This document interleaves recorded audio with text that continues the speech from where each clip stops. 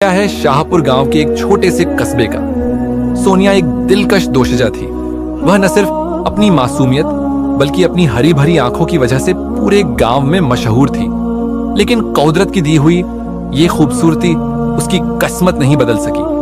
उसका ताल्लुक एक बेहद गरीब घराने से था। जब वो महज 2 साल की थी तो उसके वालिद का अचानक इंतकाल हो गया था। ये सदमा ऐसा था जो न सिर्फ सोनिया की मां को तोड़ गया बल्कि जिंदगी की तमाम खुशियां उनसे छीन कर ले गया। अब मां बेटी के सहारे जिंदगी का पहिया चलाने की कोशिश हो रही थी। पहले पहल सोनिया की मां लोगों के घरों में काम करती थी, लेकिन जैसे जैसे बीमारी ने उसे कमजोर किया वो चारपाई तक महदूद हो गई। और तब सोनिया, जो सिर्फ 16 बरस की थी, जिंदगी की तमाम जिम्मेदारियां अपने नाजुक कंधों पर उठा लेती है। वो रोज सुबह सवेरे उठती, जंगल की तरफ जाती, लकड़ियां काटती और शाम तक उन्हें शहर से आने वाले व्यापारियों के हाथ बेच देती। यूं घर का थोड़ा बहुत गुजारा हो जाता। गांव के करीब ही एक रहस्यमय जंगल था जिसके कुछ हिस्से आज तक अनजान और सुनसान थे। वहां जाने की किसी को इजाजत नहीं थी, बल्कि कई डरावनी कहानियां उन हिस्सों के बारे में मशहूर थीं। एक दिन अचानक सोनिया की मां बिल्कुल बिस्तर से लग जाती है, लेकिन सोनिया के लिए उसकी मां की सेहत सबसे अहम है। एक दिन सोनिया गांव के बूढ़े हकीम को बुलाती है ताकि वो उसकी मां का मुआयना कर सके। हकीम बोला, उस रहस्यमय जंगल में एक जड़ी बूटी है जो बहुत शिफायाब है। हो सकता है वो तुम्हारी मां की जिंदगी बचा सके, क्योंकि तुम्हारी मां के जिस्म में एक अजीब किस्म का जहर फैलने लगा है, लेकिन वो जड़ी बूटी उस पर असर कर सकती है। एक जमाना था जब मेरी आंखें तेज थीं।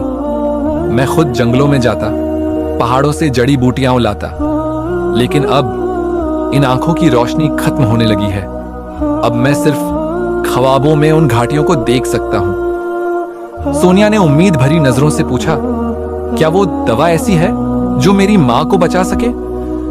हकीम ने कुछ देर सोचा, फिर आहिस्ता से कहा, हां, वो जड़ी बूटी है जिसे सूरजमुखी की सहर कहते हैं। ये बूटी जंगल के उस हिस्से में उगती है जहां कोई नहीं जाता। वो हिस्सा राजा वीर सिंह के खजाने की जगह के तौर पर मशहूर है। लोग कहते हैं कि जो भी वहां गया कभी लौट कर नहीं आया। सोनिया ने बिना हिचक कहा, मैं वहां जाऊंगी। हकीम चौंक पड़ा। बेटी, अगर गांव के किसी शख्स ने तुझे उस तरफ जाते हुए देख लिया तो वो तूफान खड़ा कर देंगे। वो जगह ममनुआ है। सिर्फ खजाने की हवस रखने वाले या पागल वहां जाते हैं और वो वापस कभी नहीं आते। सोनिया की आंखों में आंसू उतर आए, लेकिन साथ ही एक अजीब सी चमक भी पैदा हुई। वो आहिस्ता से बोली, मेरे पास इस दुनिया में मां के सिवा कुछ नहीं। अगर मां चली गई तो मैं बिल्कुल तन्हा हो जाऊंगी। मैं हर खतरा बर्दाश्त कर सकती हूं। मां के बिना जीना नहीं सीखा। हकीम खामोश रहा, गोया दिल ही दिल में सोनिया के हौसले को सलाम कर रहा हो। उसी रात जब पूरा गांव तारीकी की चादर में लिपटा हुआ था, सोनिया आहिस्ता से अपने बिस्तर से उठी। उसने मां के चेहरे पर एक आखिरी मोहब्बत भरी नजर डाली, फिर आहिस्तगी से दरवाजा खोलकर बाहर निकली ताकि किसी को आवाज न आए। उसके कदम धीरे धीरे जंगल की तरफ बढ़ने लगे। रास्ता सुनसान था, मगर सोनिया के कदम नहीं रुके। हर कदम के साथ उसका दिल जोर जोर से धड़कने लगता, लेकिन उसके हौसले में लर्जिश न थी। वो दिल में बार बार सिर्फ एक दुआ मांगती जा रही थी, या अल्लाह, मां को शिफा दे दे, मुझे रास्ता दिखा दे। उसके हाथ में एक छोटी सी मशाल थी जिसकी मध्यम रोशनी सिर्फ चंद कदम आगे दिखा रही थी। अचानक जंगल के दरवाजे पर आकर वो रुकी। ये वो मुकाम था जहां से आगे जाने की किसी को इजाजत न थी। वहां एक पुराना सा लकड़ी का बोर्ड लगा था जिस पर मिट्टी से अटे अल्फाज अब भी दिखाई देते थे, यहां से आगे जाना मना है, मौत तुम्हारा इंतजार कर रही है। सोनिया ने गहरा सांस लिया, दिल को थामा और एक कदम उस ममनुआ दुनिया की जानिब बढ़ा दिया। जैसे ही वो जंगल के अंदरूनी रास्ते में दाखिल हुई, उसे एक अजीब सी बेचैनी ने घेर लिया।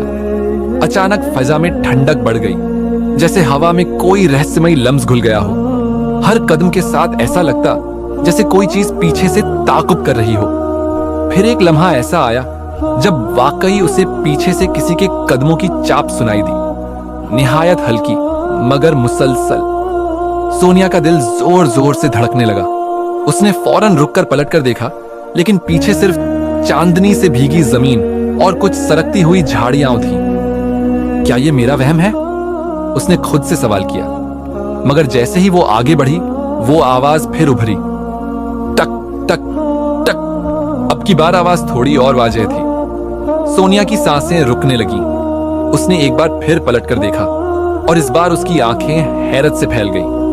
जमीन पर एक लंबी सी लकीर वाज़ेह हो चुकी थी, जो बिल्कुल वहां से शुरू होती थी जहां सोनिया ने कदम रखा था और सीधी उसके पीछे पीछे चली आ रही थी। ये लकीर, ये कैसे बन रही है? कोई मेरे पीछे है या कुछ? उसका गला सूखने लगा। उसने हाथ में थामी मशाल को और जोर से पकड़ा, जैसे वही उसकी आखिरी ढाल हो। लेकिन सोनिया ने अपने कदम नहीं रोके। उसे पता था कि हकीम ने जिस पौधे का जिक्र किया था वो जंगल के आखिरी कोने में है, जहां खुशबू तेज हो, जमीन में नमी हो और पौधे की जड़ों से हल्की हल्की रोशनी निकलती हो। सोनिया अब दौड़ने लगी। कदमों की आवाज भी तेज हो गई, या शायद उसका वहम और डर उसका पीछा कर रहा था। सोनिया का दिल तेजी से धड़क रहा था। रात की अंधेरी खामोशी में जंगल का सन्नाटा और वो लगातार कदमों की चाप, जैसे कोई साया उसके पीछे हो। लेकिन जब भी वो पीछे मुड़ती, कोई नजर नहीं आता। उसने कई बार तेज कदमों से आगे बढ़ने की कोशिश की, लेकिन हर बार वही चाप, वही अनजानी मौजूदगी का एहसास उसे रोक देता। वो बिना मंजिल के दौड़ती रही, दाएं बाएं मुड़ती, झाड़ियों को चीरती, पेड़ों के नीचे से गुजरती, यहां तक कि वो जंगल के एक ऐसे हिस्से में पहुंच गई जहां चांद की रोशनी भी पूरी तरह जमीन तक नहीं पहुंच पा रही थी। घना अंधेरा, नमी भरी हवा और खामोशी का एक अजीब सा बोझ। सोनिया ने बेबसी से चारों ओर नजर दौड़ाई, लेकिन वो खुशबूदार पौधा जिसे वो ढूंढ रही थी कहीं नहीं दिखा। न कोई रास्ता, न कोई संकेत कि वो वापस घर कैसे जाएगी।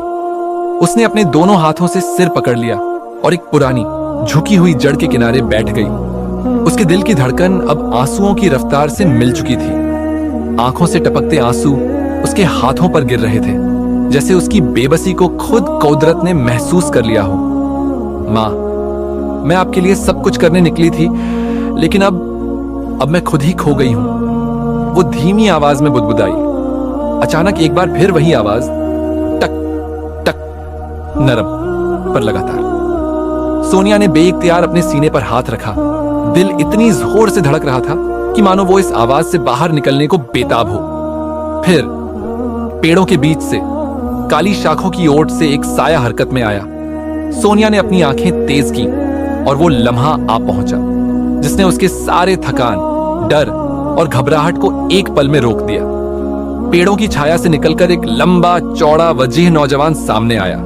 उसके कंधों पर काली चादर थी, बालों में हल्की नमी थी, जैसे वो खुद फिजा में घुलकर अब सामने आया हो। लेकिन जो चीज सबसे ज्यादा हैरान कर देने वाली थी वो थी उसकी आंखें। चमकदार हरी आंखें, बिल्कुल वैसी ही जैसी सोनिया की थी। तुम यहां क्या कर रही हो? उसने सोनिया की घबराहट को महसूस करते हुए नरमी से पूछा। सोनिया ने हिचकिचाते हुए अपने हाथ मले और कहा, मैं एक खास जड़ी बूटी तलाश करने आई थी, लेकिन वापसी का रास्ता भूल गई हूं। वो नौजवान खामोशी से उसे देखता रहा, जैसे उसकी आंखों के पीछे की कहानी पढ़ रहा हो। फिर एक शांत लहजे में बोला, परेशान मत हो, मैं तुम्हें इस जंगल से निकालकर तुम्हारे गांव तक पहुंचा दूंगा। सोनिया को हैरानी हुई। ये नौजवान आखिर इस जंगल में क्या कर रहा था? वो कैसे इतनी आसानी से यहां घूम रहा था, जबकि सबको यहां आने से रोका जाता था? मगर इस वक्त वो सवाल करने के बजाय बस उसके पीछे चल दी। अंधेरे जंगल में वो नौजवान सोनिया की रहनुमाई करता रहा। उसके कदम किसी डर या झिझक के बिना आगे बढ़ रहे थे, जैसे वो यहाँ के हर रास्ते, हर पेड़ और हर राज से वाकिफ हो। दूसरी ओर सोनिया के जहन में सवालों का तूफान था। ये कौन था? यहाँ क्या कर रहा था? और सबसे बढ़कर उसकी आंखें सोनिया जैसी क्यों थीं? आखिरकार गांव के करीब पहुंचकर वो नौजवान रुक गया। सोनिया ने पीछे मुड़कर देखा, मगर वो खामोशी से वापस लौट रहा था। जैसे ही वो घने पेड़ों के दरमियान पहुंचा, वो हवा में घुल गया, जैसे कभी था ही नहीं। सोनिया हैरान खड़ी रही, दिल अजीब तरीके से धड़क रहा था। फिर वो मुड़कर अपने घर की तरफ बढ़ गई। जब वो घर पहुंची तो उसकी मां कमजोर और बीमार बिस्तर पर लेटी हुई थी। सोनिया ने मायूसी से उसे बताया कि वो जड़ी बूटी नहीं ढूंढ सकी। उसकी मां ने हल्की सी मुस्कान के साथ उसका हाथ थामा और कहा, परेशान मत हो बेटी, जिंदगी और मौत खुदा के हाथ में है। जितनी सांसें लिखी हैं वो पूरी होंगी। मगर सोनिया अपनी मां को खोना नहीं चाहती थी।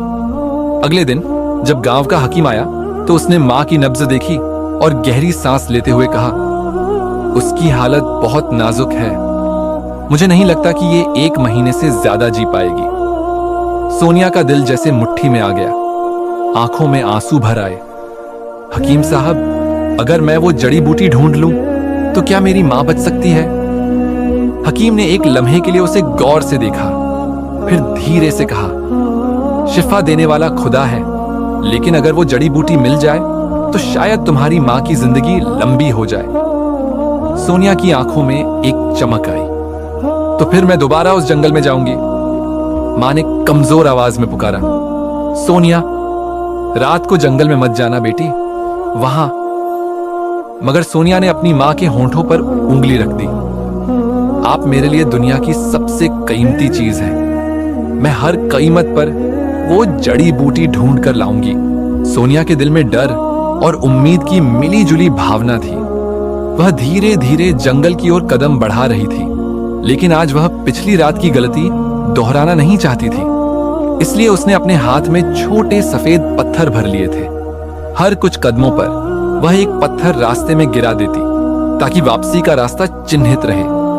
जंगल की अंधेरी रात में पेड़ों की सरसराहट और दूर से आती रहस्यमयी आवाजें उसके दिल में बेचैनी पैदा कर रही थीं, लेकिन मां की मोहब्बत और उसकी जिंदगी की उम्मीद उसे आगे बढ़ने पर मजबूर कर रही थी। यह कैसे हो सकता है? उसने खुद से बुदबुदाते हुए कहा और अपनी मुट्ठी में बचे हुए पत्थरों को घूरने लगी। यह कैसा जादुई मंजर था! जैसे ही वह एक पत्थर फेंकती, कोई अदृश्य शक्ति पीछे से आकर उसे उठा लेती थी। उसकी रीढ़ की हड्डी में सिहरन दौड़ गई, दिल की धड़कन तेज हो गई। डर के बावजूद वह अपने मकसद पर अडिग रही। वह रुक नहीं सकती थी। उसे अपनी मां के लिए वह जड़ी बूटी खोजनी ही थी, चाहे कुछ भी हो जाए। अब वह जंगल के आखिरी किनारे पर पहुंच चुकी थी। यहाँ का माहौल और भी ज्यादा रहस्यमय था। ठंडी हवा के झोंकों के साथ एक अजीब सी खुशबू महसूस हो रही थी। अचानक उसे अपने पीछे किसी की मौजूदगी का एहसास हुआ। जैसे ही उसने पलट कर देखा, उसकी आंखें हैरानी और खुशी से चमक उठी। यह वही हरे आंखों वाला अजनबी था। वह चुपचाप मुस्कुराते हुए उसे देख रहा था। उसकी हरी आंखें चांदनी में चमक रही थीं, जैसे जंगल के किसी पुराने रहस्य की रक्षक हों। सोनिया की घबराहट कुछ कम हुई, क्योंकि यह वही युवक था जिसने पिछली रात उसकी मदद की थी।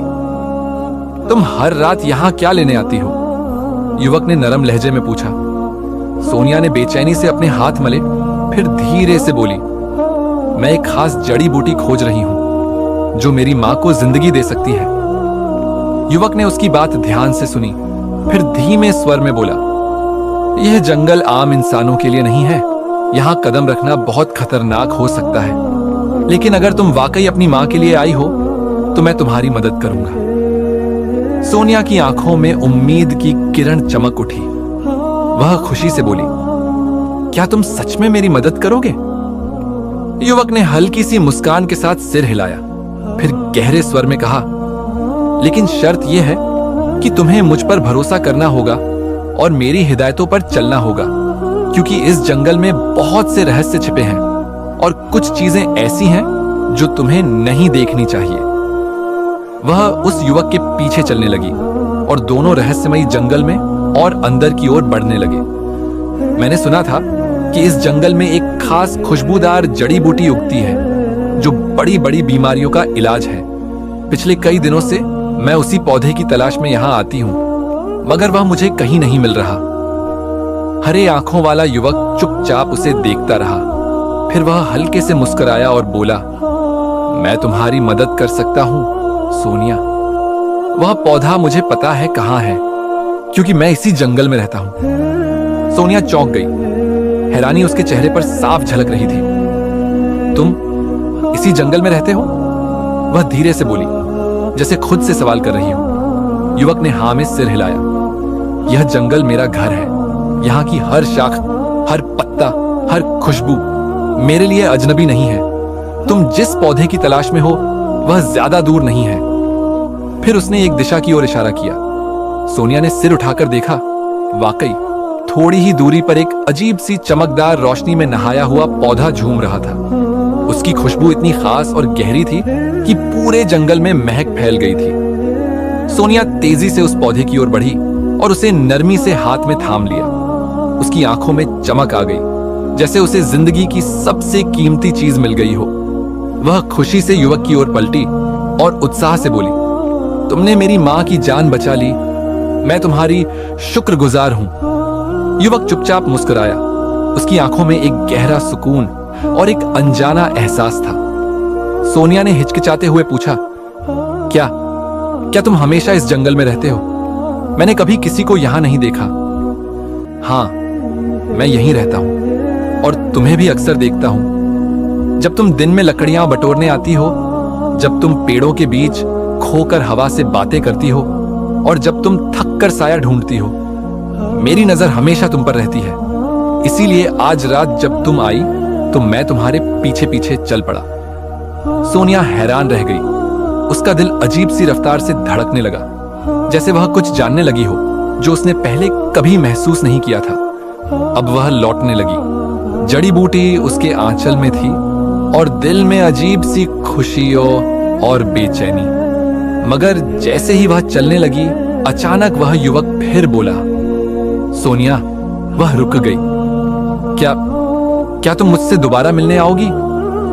जब सोनिया ने आहिस्ता से हाँ में सिर हिलाया तो हरे आंखों वाले युवक के चेहरे पर एक शांत सी खुशी छा गई। उसकी मुस्कान गहरी हो गई और वह धीमे लहजे में बोला, चलो मैं तुम्हें तुम्हारे घर तक छोड़ आता हूं। जंगल में रात का वक्त खतरनाक हो सकता है। सोनिया ने एक लम्हा उसकी तरफ देखा, फिर सिर हिलाते हुए उसके साथ चलने लगी। जंगल की अंधेरी पगडंडी पर जब वो दोनों साथ चल रहे थे तो हवा में एक अजीब सी खामोशी और करीब होने का एहसास था। सोनिया को यह भी महसूस हुआ कि जब से वह उस युवक के साथ चलने लगी थी, जंगल की सारी डरावनी आवाजें जैसे खामोश हो गई थीं और हर चीज उनके रास्ते से हटती जा रही थी। जब वो गांव के करीब पहुंची तो युवक वहीं रुक गया। अब तुम यहां से अकेली जा सकती हो। सोनिया ने हैरानी से पूछा, तुम साथ नहीं चलोगे? वह मुस्कुराकर बोला, नहीं, मेरा स्थान जंगल है। तुम्हारी दुनिया यहां खत्म होती है, मेरी वहीं से शुरू होती है। और यह कहकर वह वापस जंगल की तरफ मुड़ गया। जैसे ही उसने पेड़ों के बीच कदम रखा, वह एक धुंध में लिपटा और पल भर में आंखों से ओझल हो गया। सोनिया हैरान होकर उस मंजर को देखती रह गई, जैसे कोई सपना उसकी आंखों के सामने घुल गया हो। मगर उसके हाथ में वो कीमती जड़ी बूटी थी, जिसकी महक अब भी उसकी सांसों में बसी हुई थी। जब वह घर पहुंची तो सीधा हकीम जी के पास गई। जड़ी बूटी उनके हाथ में थमाते हुए बोली, यह वही पौधा है जिसके बारे में आपने बताया था। हकीम जी ने जैसे ही जड़ी बूटी को देखा, उनकी आंखें हैरानी से चमक उठी।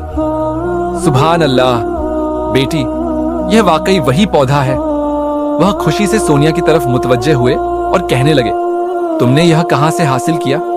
यह जड़ी बूटी तो बरसों से लोगों की नजरों से ओझल है। जो भी इस जंगल में इसे खोजने गया, खाली हाथ लौट आया। सोनिया ने धीरे से कहा, बस अल्लाह का करम हुआ। हकीम ने उसकी हिम्मत को सराहते हुए कहा, तुमने जिस हौसले और मोहब्बत से अपनी मां के लिए यह पौधा ढूंढ निकाला है, उस पर तुम काबिल ए तारीफ हो।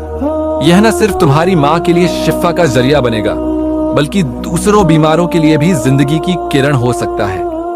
मगर वह एक लम्हे को रुके, फिर संजीदा लहजे में बोले, इसके बारे में किसी को न बताना बेहतर होगा। सोनिया ने हैरानी से पूछा, क्यों? हकीम ने आहिस्ता आवाज में बताया, यह जंगल आम जंगल नहीं है। पुरानी कहानियों में लिखा है कि इस जंगल के खजाने की हिफाजत एक कबीला करता है। ऐसा कबीला जो इंसान नहीं, नाग है। कई बार लोग इस पौधे को तलाश करने गए लेकिन वापस नहीं आए। सुना है कि जो भी इस खजाने को हासिल करना चाहे उन धारियों वाले नागों का सामना करता है। सोनिया की आंखें हैरानी से फैल गई। वह कुछ कहना चाहती थी, कुछ पूछना चाहती थी, मगर फिर रुक गई। उसे वह हरी आंखों वाला युवक याद आया, बेहद खूबसूरत, चुपचाप और रहस्यमय। क्या वह भी? उसका दिल जोर जोर से धड़कने लगा, मगर उसने कुछ नहीं कहा, बस चुपचाप सिर झुका लिया। हकीम जी दवा बनाने में मसरूफ हो गए और सोनिया अपने घर की ओर लौटने लगी। अब उसके दिल में दो बातें थीं, एक अपनी मां की सेहत और दूसरी वह युवक जिससे उसने वादा किया था कि वह दोबारा मिलने जरूर आएगी। अगले दिन हकीम ने सोनिया की मां के इलाज की दवा तैयार कर दी। दवा के कुछ बार इस्तेमाल से मां की तबीयत थोड़ी बेहतर हो गई थी, मगर अब घर की हालत बदतर होते जा रहे थे। गरीबी का यह आलम था कि खाने को कुछ नहीं था, पैसे खत्म हो चुके थे। सोनिया सोचने लगी कि वह फिर से जंगल जाए और लकड़ियां इकट्ठा करे, ताकि शहर से आने वाला व्यापारी जो हफ्ते में एक बार आता था, उन लकड़ियों के बदले उसे कुछ पैसे दे सके। सोनिया ने जैसे ही लकड़ियां इकट्ठा की और उन्हें उठाने के लिए झुकी, अचानक किसी ने वो लकड़ियां उठाकर अपने कंधे पर रख ली। सोनिया ने हैरानी से देखा, वही हरी आंखों वाला खूबसूरत युवक उसके सामने खड़ा था। सोनिया उसे देखकर मुस्कुरा दी। वह युवक बोला, मैं हूं ना तुम्हारी मदद के लिए, परेशान क्यों होती हो? सोनिया ने उसे बताया कि उसकी दी हुई जड़ी बूटी से उसकी मां की हालत काफी बेहतर हो गई है। युवक उसे देखकर मुस्कुराया और कहा, जब तक तुम्हें मेरी जरूरत होगी मैं तुम्हारी मदद करता रहूंगा। यूं दिन गुजरते गए। वह युवक अक्सर सोनिया की लकड़ियां उसके घर तक पहुंचा देता। व्यापारी अब उसे हजारों रुपये देने लगा था। घर के हालात बेहतर हो रहे थे और सोनिया के दिल में उस युवक के लिए जज्बात परवान चढ़ने लगे थे। वह अक्सर उसका इंतजार करती, उसकी आमद पर चेहरा खुशी से खिल उठता। एक दिन सोनिया ने अपनी सहेली नादिया से अपनी मोहब्बत का जिक्र किया। नादिया हैरान रह गई। सोनिया ने बताया कि वह युवक जंगल में उससे रोज मिलता है और उसकी आंखें भी उसकी जैसी गहरी हरी हैं। नादिया ने सोनिया से उससे मुलाकात की ख्वाहिश जाहिर की। अगले दिन सोनिया नादिया को जंगल ले गई, मगर युवक नहीं आया। नादिया ने शिकायत की कि वो तो कहती थी वो रोज आता है, आज कहां गया? दोनों मायूस होकर वापस जाने लगी कि झाड़ियों में अचानक सरसराहट हुई। नादिया चिल्ला पड़ी, सोनिया जल्दी भागो, वहां एक बहुत मोटा नाग छिपा हुआ है। दोनों डर के मारे दौड़ती हुई घर पहुंची। उसी शाम दरवाजे पर दस्तक हुई। सोनिया ने दरवाजा खोला, मगर कोई न था। लबोलुआब यह कि जो लकड़ियां वो जंगल में छोड़ आई थी, वो सारी दरवाजे के बाहर रखी थी। अगले दिन सोनिया दोबारा अकेली जंगल गई। कुछ देर बाद वही हरे आंखों वाला युवक आ गया। सोनिया खफा होकर बोली, कल जब मैं नादिया को लेकर आई थी तो तुम क्यों नहीं आए? युवक मुस्कुराकर बोला, मैं मजबूर था, उसी में भलाई थी। फिर उसने सोनिया को एक कीमती हीरे का हार दिया। सोनिया हैरत में पड़ गई। वह बोली, इतना कीमती हार मेरे लिए? युवक ने एक गहरी सांस लेकर कहा, यह तुम्हारे पिता के एहसान का बदला है। तुम्हारा बाप एक सपेरा था जिसने मुझे पाला जब मैं एक बच्चा था, मगर मैं इंसान नहीं था, मैं एक अच्छा धारी नाग का बच्चा था। तुम्हारे पिता ने मुझे बड़ा करके जंगल में आजाद किया था। आज जब मैं एक ताकतवर नाग बन चुका हूं तो उसका शुक्रिया अदा करने आया हूं। अफसोस तुम्हारे पिता अब इस दुनिया में नहीं रहे, मगर जब मुझे पता चला कि उनकी एक बेटी है जिसकी आंखें भी हरी हैं, तो मैं तुमसे मिलने चला आया। यह कहकर वह युवक धीरे धीरे अपनी असली शक्ल में बदलने लगा। सोनिया ने अपनी आंखों के सामने उसे एक ताकतवर अच्छा धारी नाग में तब्दील होते देखा, जो फिर झाड़ियों में गायब हो गया। सोनिया का दिल जोर जोर से धड़क रहा था। वह अपनी मोहब्बत का इजहार भी न कर सकी और अब जान गई थी कि जिससे वह मोहब्बत कर बैठी थी वह इंसान नहीं, बल्कि एक राज था, एक अच्छा धारी नाग।